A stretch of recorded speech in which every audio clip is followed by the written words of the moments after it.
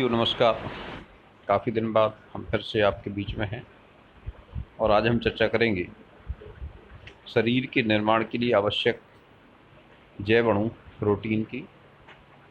तो जो प्रोटीन शब्द की जो व्युत्पत्ति है वो ग्रीक शब्द प्रोटियोस से हुई है, जिसका अर्थ होता है प्राथमिक अथवा अति महत्वपूर्ण।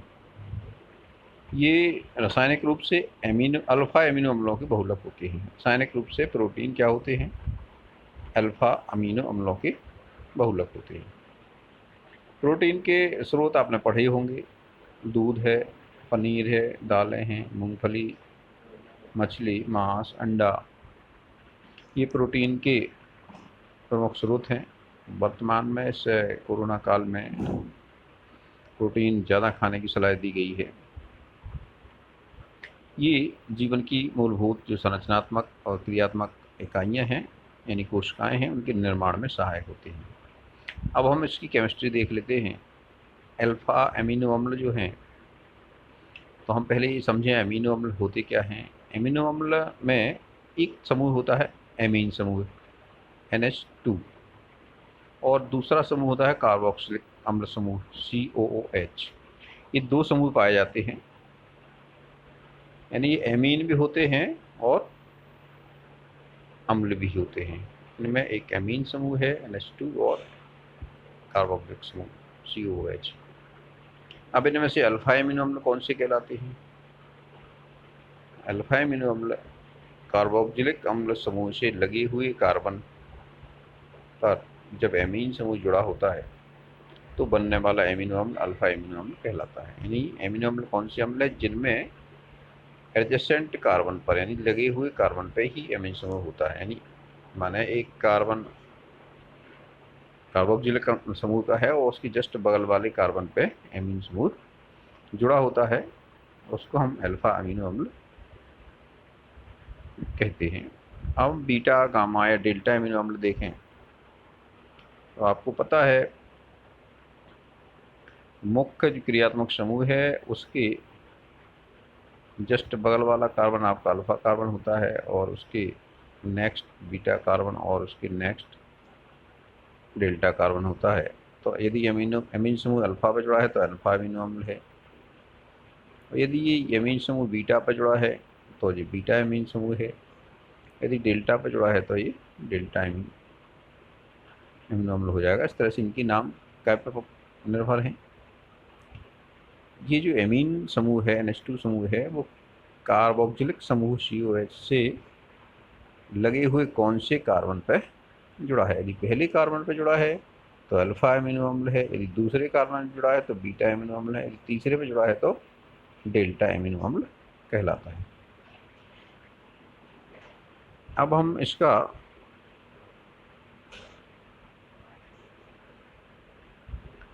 स्रोत देख लें तो जो प्रोटीन है, यदि हम इनका जल अपघटन कराएं तो हमें एमिनो अम्ल प्राप्त होते हैं। कुछ प्रमुख आपके एमिनो अम्ल हैं, जैसे लाइसीन है। लाइसीन एक मीठे स्वाद का होता है और इसी के कारण इसका नाम लाइसीन पड़ा है। ग्लाइसीन, जो चूँकि ग्लाइकोस जो होता है उसका अर्थ होता है मीठा, तो जो ग्लाइसीन है वो उसके मीठे होने के कारण उसका नाम पड़ा है। टायरोसिन है,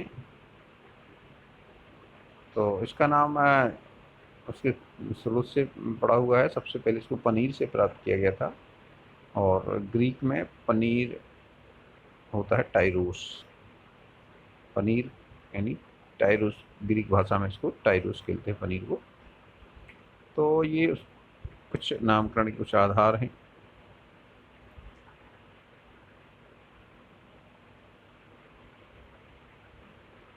अब है एमिनो अम्लों का वर्गीकरण। तो हम इसकी प्रकृति के आधार पर एमिनो अम्लों को 3 वर्गों में बांट सकते हैं। एक तो वे एमिनो अम्ल जो कि अम्लीय प्रकृति के होते हैं, जिनमें कार्बोक्सिलिक समूहों की संख्या एमीन समूहों की संख्या से अधिक होती है, वे अम्लीय एमिनो अम्ल कहलाते हैं। आपको पता है जो कार्बोक्सिलिक समूह है ये आपका अम्ल समूह है, और एमीन आपका क्षार समूह है। यदि हम इनको प्लस माइनस माने तो जिस तरह से एक प्लस और एक माइनस है तो उदासीन रहेगा। यदि माइनस एक ज़्यादा हो गया तो ये क्या हो जाएगा, अम्लीय हो जाएगा। यानी जिसमें कार्बोक्सिलिक समूह की संख्या ज़्यादा है, एमीन समूह की संख्या कम है, तो वो एमिनो अम्ल अम्लीय होगा और उसको अम्लीय के अंतर्गत बांट दिया गया। तो जिनमें कार्बोक्सिलिक अम्ल समूह की संख्या एमीन समूह से अधिक है वो अम्लीय कहलाएंगे, और जिनमें एमीन समूह की संख्या ज़्यादा है कार्बोक्सिलिक समूह की संख्या की तुलना में, तो ये आपका क्षारीय कहलाएगा। और जिनमें दोनों की संख्या समान है तो वो उदासीन कहलाएंगे। तो बहुत आसान हो गया वर्गीकरण। अम्लीय कौन से हैं, जिनमें COH समूह की संख्या ज़्यादा है। क्षारीय कौन सी है, जिनमें एमीन समूह की संख्या ज़्यादा है। और उदासीन वे हैं जिनमें अम्ल समूह और एमीन समूह दोनों की संख्या समान है। अब हम एक दूसरा वर्गीकरण इसका देखते हैं। आपने शायद बायोलॉजी वाले जो स्टूडेंट हैं उन्होंने तो पढ़ लिया होगा पहले से। तो शरीर में बाहर से लेने की आवश्यकता के आधार पर इनको हम दो वर्गों में बांटते हैं, आवश्यक और अनावश्यक एमिनो अम्ल, एसेंशियल और नॉन एसेंशियल एमिनो एसिड्स। कुछ एमिनो अम्ल होते हैं जो शरीर में उत्पन्न नहीं होते हैं, इसलिए उनको भोजन के रूप में बाहर से लेना अति आवश्यक होता है। इसलिए हम इन्हें एसेंशियल यानी आवश्यक एमिनो अम्ल कहते हैं। यानी ये शरीर में उत्पन्न नहीं होते हैं तो इनको हमें भोजन में बाहर से लेना आवश्यक होता है, इसलिए इन्हें हम आवश्यक एमिनो अम्ल कहते हैं। और कुछ दूसरे प्रकार के एमिनो अम्ल हैं जो शरीर में संश्लेषित हो जाते हैं, शरीर में बन जाते हैं, तो इन्हें हम अनावश्यक एमिनो अम्ल कहेंगे, क्योंकि ये जब शरीर में बनते हैं तो इनको बाहर से लेना जरूरी नहीं होता है।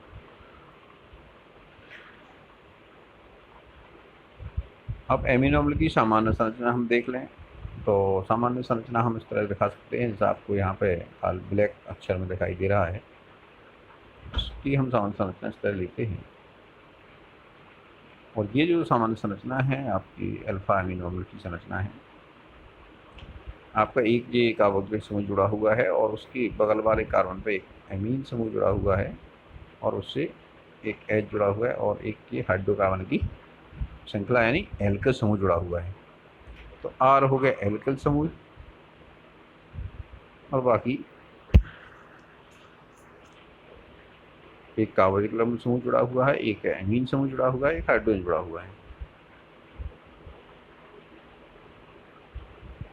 अब हम R की जगह पे यदि H रख दें तो ये बन जाता है ग्लाइसिन। तो यहाँ पे हमें क्या रखना है, R की जगह पे H रख देना है, यानी यहाँ पे R की जगह पे क्या रहेगा, H। तो ये हो जाएगा ग्लाइसिन।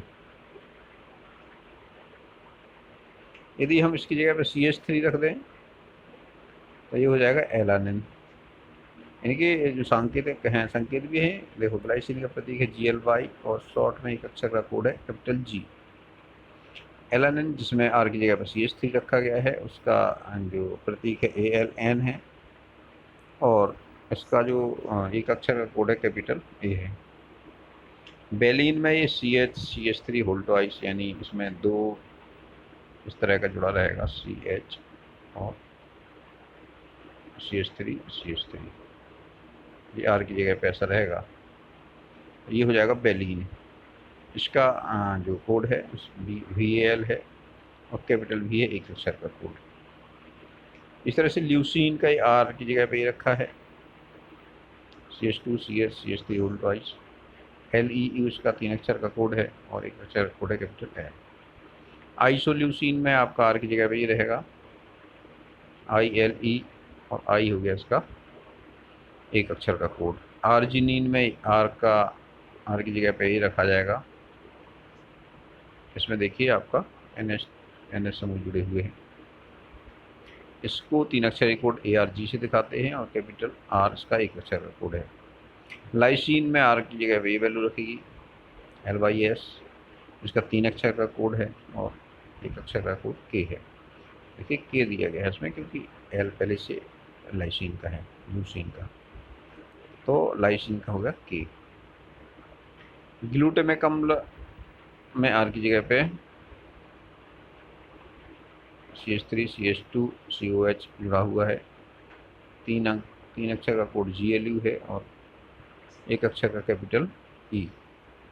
एस्पार्टिक अम्ल है, इसमें CH2COH जुड़ा हुआ है, ASP इसका 3 अक्षर का कोड है, 1 अक्षर का D। ग्लूटामिन में आर की जगह पे प्रतिस्थापित रहेगा आपका GLN और Q इसका 1 अक्षर का कोड है। एस्पेराजीन में आर की जगह पे ये है और ASN और कैपिटल N यही कम सा कोड है। और इस तरह से हम और अम्लों की संरचना देख सकते हैं। इनमें आर की जगह पे ये दिखा है आपका थियोनिन में आर की जगह पे CH3 CHOH है, THR इसका कोड है और 1 अक्षर कोड T है। एरीन CH2OH है, SER इसका 3 अक्षर का कोड है, 1 अक्षर का कैपिटल S है। सिस्टीन में CH3SH है और CYS इसका 3 अक्षर का कोड है और 1 अक्षर का कोड C है। मेथायोनिन में ये आपका आर की जगह पर रखा जाएगा और MET इसका 3 अक्षर कोड है, कैपिटल M इसका 1 अक्षर कोड है। फेनिल एलानिन आपका ये दिया है आर की जगह पे, PH इसका नाम है 3 अक्षर का, F ये हो गया। टायरोसिन में आर का वैल्यू ये दी गई है आपको, TYR इसका कोड है और 22 का 1 अक्षर कोड है। इस तरह से ये और भी दिए हैं। ट्रिप्टोफैन महत्वपूर्ण अमीनो अम्ल है, इसमें आर की जगह पे ये एरोमेटिक समूह लगा हुआ है और TRP इसका 3 अक्षर कोड है और W 1 अक्षर कोड है। हिस्टिडीन इसका भी नाम सुना होगा आपने, HIS इसका 3 अक्षर का कोड है और 1 अक्षर कोड है H। और प्रोलीन का ये आपको दिखा रहा है हमारा, और 3 अक्षर कोड PRO है और 1 अक्षर का P है। इस तरह से ये अमीनो अम्ल हैं। इनमें आर की जगह पर प्रतिस्थापित करने पे हमें अमीनो अम्ल संरचना प्राप्त हो जाएगी। जो अमीनो अम्ल हैं सामान्यतः रंगीन होते हैं, इनमें कोई रंग नहीं होता है। जो रंगहीन क्रिस्टलीय ठोस होते हैं, जल में विलेय होते हैं, उच्च गलनांक वाले होते हैं। सामान्यतः एमिनो तथा कार्बोक्सिलिक अम्लों की तरह व्यवहार नहीं करते हैं, बल्कि एक लवण की तरह व्यवहार करते हैं। क्यों? क्योंकि इनमें अम्ल और क्षार दोनों पाए जाते हैं, यानी एक अम्ल का समूह है और दूसरा क्षार का समूह है। इसलिए ना तो ये अम्ल की तरह व्यवहार करते हैं और ना क्षार की तरह, ये लवण की तरह व्यवहार करते हैं। महत्वपूर्ण शब्द है, एक टर्मिनोलॉजी है ज्यूटेराइन। ज्यूटेराइन एमिनो अम्लों में COH समूह जल में प्रोटॉन देता है, जबकि NH2 समूह प्रोटॉन ग्रहण करता है। इसके फलस्वरूप यह एक द्विध्रुवीय आयन बनाता है, इसे ज्यूटेराइन कहते हैं और इसको हम उभयाविष्ट आयन भी कहते हैं। हिंदी में इसको क्या कहते हैं? उभयाविष्ट आयन। उभयाविष्ट मतलब इसमें दोनों प्रकार के आवेश होते हैं। जैसे आपने ये अमीनो अम्ल की संरचना देखें आप, ये अमीन समूह जुड़ा हुआ है और ये आपका कार्बोक्सिलिक समूह है। तो ये अम्ल है। अम्ल कैसा होता है? प्रोटॉन दाता होता है, तो ये प्रोटॉन देगा। इसने प्रोटॉन दिया यानी ये H मुक्त हो गया, तो यहाँ पे कौन सा आवेश आ गया? ऋणावेश आ गया। क्षार क्या है? प्रोटॉन ग्राही है। इसने एक प्रोटॉन लिया तो ये NH3 हो गया और इसमें एक आवेश आ गया, धनावेश। तो इस तरह से इसमें दोनों आवेश हैं, ऋणावेश और धनावेश है, इसलिए ये उभयाविष्ट यानी ज्यूटेराइन कहलाता है। उदासीन होता है, किंतु इसमें धनावेश और ऋणावेश दोनों उपस्थित होते हैं। ये उभयधर्मी गुण दर्शाता है, यानी अम्ल और क्षार दोनों की तरह क्रिया कर सकता है। यानी अम्ल की तरह अम्ल के साथ लवण बना सकता है, ये क्षार के साथ भी लवण बना सकता है। ये महत्वपूर्ण है ज्यूटेराइन परीक्षा की दृष्टि से। और आप एमिनो अम्लों के गुणों में एक और महत्वपूर्ण गुण है ध्रुवण घूर्णकता। जैसा कि आप जानते हैं, जब समतल ध्रुवित प्रकाश को किसी पदार्थ की सैंपल में से गुजारा जाता है और यदि वो किसी दिशा में मुड़ जाता है तो उस पदार्थ को हम ध्रुवण घूर्णक या प्रकाश सक्रिय पदार्थ कहते हैं। ये दो वर्गों में बांटे जाते हैं, एक होता है डी, कैपिटल डी फॉर रूप, और दूसरा होता है कैपिटल एल रूप। ये दोनों दर्पण प्रतिबिंब होते हैं एक दूसरे के। यहाँ पे हम ग्लाइसिन का एग्जाम्पल लेके इसको समझेंगे। ग्लाइसिन में आप देखें एक संरचना इस तरह भी लिखी जा सकती है इसकी। इसमें आप देखें तो इसमें दो H समूह हैं, यानी दो समूह एक जैसे हैं और दो समूह अलग अलग हैं। तो एक ऐसा होगा ये निश्चित है अक्रेल होगा, यानी ये असम्मित नहीं है। असम्मित कार्बन आप जानते हैं कौन से होते हैं?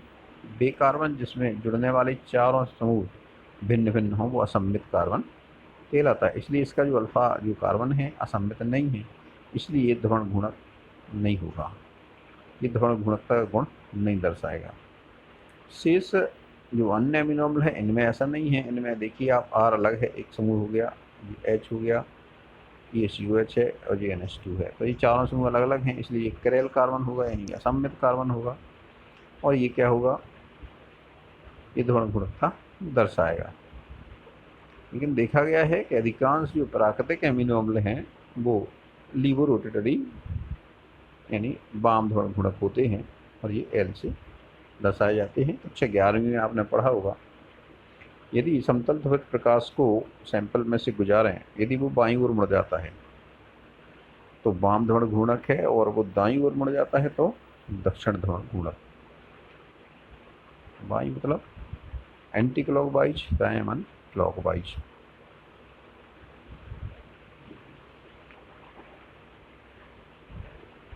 अब हम बात करें आप ये कैसे व्यवहार करते हैं। अम्लीय माध्यम में प्रोटॉन ग्रहण करता है तो COH स्थानापन्न बन जाता है, इसका जो डेरिवेटिव है उसमें COH कंप्लीट रहता है। लेकिन H में धनावेश है नाइट्रोजन पे, ये बना रहता है, ये आपका ज्यूटार आयन के रूप में रहेगा। और यदि अम्ल होगा तो उसमें क्योंकि अम्ल में प्रबलता से प्रोटॉन देने की क्षमता होती है तो ये प्रोटॉन को ग्रहण कर लेगा और ये अम्ल का जो आपका समूह है कंप्लीट हो जाएगा और एमिनो अम्ल धनायन के रूप में रहता है। यदि क्षारीय माध्यम में लें तो क्षार कैसे होते हैं? प्रोटॉन ग्राही होते हैं। तो क्षारीय माध्यम में जो एमिनो अम्ल है वो अपना यहाँ NH2 समूह पर जो एक्स्ट्रा प्रोटॉन जुड़ा है वो इसको दान करेगा, यानी क्षार से ही प्रोटॉन ग्रहण कर लेगा और हमें ऋणावेशित आयन प्राप्त होगा। यानी क्षारीय माध्यम में एमिनो अम्ल किस तरह काम करेगा? ऋण आयन के रूप में काम करेगा। अब बात करते हैं हम एमिनो अम्ल का संभव बिंदु या इसका पराविद्युत बिंदु। तो जब एक आयनित एमिनो अम्ल विद्युत क्षेत्र में pH के अनुसार व्यवहार करता है, यानी जब हम इसको विद्युत क्षेत्र में लगाते हैं तो ये अपने pH के हिसाब से अलग अलग व्यवहार करता है। तो इसका जो धनात्मक अवस्था में है तो ये कहाँ जाएगा? यदि मान लो ये धनावेशित है, यहाँ पर जैसा आपने देखा कि ये अम्लीय माध्यम में धनावेशित रहता है और क्षारीय माध्यम में ऋणावेशित रहता है। तो ये धनावेशित होगा तो कैथोड की ओर गति करेगा, और यदि ऋणावेशित होगा तो एनोड की ओर गति करेगा, और यदि उदासीन होगा तो उसमें कोई गति नहीं होगी। अर्थात वो है pH जिस पर एमिनो अम्ल विद्युत क्षेत्र में रखने पर स्थिर रहता है, उसमें अभिगमन की प्रवृत्ति नहीं पाई जाती है, यानी ना तो वो कैथोड की ओर जाता है और ना ही एनोड की ओर जाता है, और वो स्थायी रहता है। तो उस pH को हम संभव बिंदु कहते हैं। यानी किसी एमिनो अम्ल को यदि विद्युत क्षेत्र में रखें और जिस pH पे वो है किसी इलेक्ट्रोड की ओर गति ना करे, मतलब यानी उसकी गति शून्य रहे, ना तो वो धन माने कैथोड की ओर गति करे और ना ही एनोड की ओर गति करे, तो उस पीएच को हम उस एमिनो अम्ल का समविभव बिंदु या पराविद्युत बिंदु कहते हैं, यानी iso electric point of A amino acid. आपको ये ध्यान रखना है उस पीएच पे ये जो एमिनो अम्ल है विद्युत क्षेत्र में रखने पे ना तो कैथोड की ओर गति करेगा और ना ही एनोड की ओर गति करेगा। तो ये आपके एमिनो अम्ल हो गए। हम अगले भाग में प्रोटीन की संरचना की बात करेंगे, और यदि इसमें कुछ ऐसी चीज़ आपको लगे कि जो समझ में नहीं आ रही हो तो आप कमेंट बॉक्स में क्वेश्चंस पूछ सकते हैं, और आपको इसमें कोई सुधार या कोई सुझाव हो तो वो भी आप दे सकते हैं।